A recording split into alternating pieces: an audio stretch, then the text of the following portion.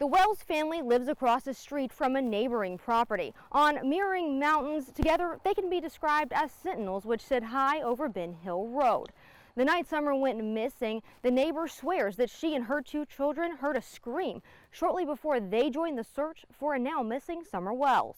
It's there, but you want to forget. On the watch and hypervigilant. That's how Jody Sue Brown was the very day Summer Wells went missing. There was no TV, no noise at all. Jody Sue was in her cabin with her teenage kids, 19 and 14, waiting for anything. We were kind of hyper alert because of property things that had happened the day before.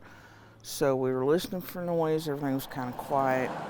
The sale brought a plethora of people to their door, confused about which piece of land was for sale, leading to a dispute of property lines. While we were out at one point doing survey lines, and there was a flash of a car that went up Candace and Donnie's driveway.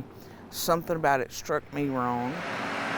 She and her family next heard a truck door slamming and dismissed it as their neighbors. The next sound was harder to justify. About an hour and a half before Summer is thought to go missing, Jody Sue, her son, and her daughter heard something far more suspicious. A scream. It stopped all 3 of us cold. Her daughter was the first to go to the cabin door. Then all 3 were there, listening still. We heard just this kind of shrill, almost animalistic scream.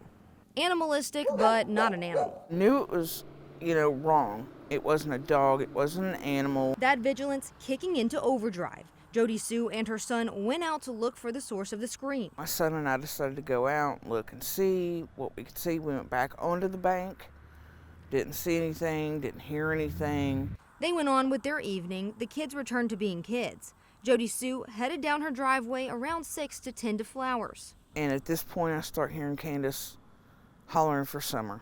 And then my brain immediately went, scream earlier, this, uh-oh.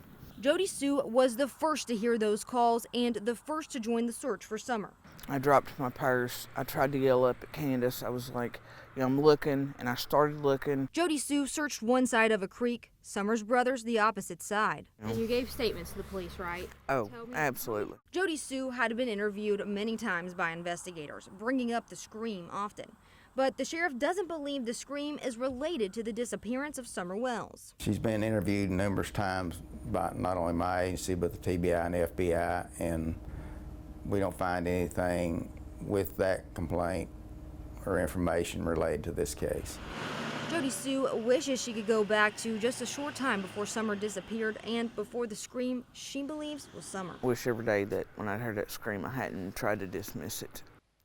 Referencing the work of the FBI, TBI, and his own deputies, Hawkins County Sheriff Ronnie Lawson reiterated in an interview the same week as Jody Sue's that investigators have found absolutely no proof that an abduction has taken place.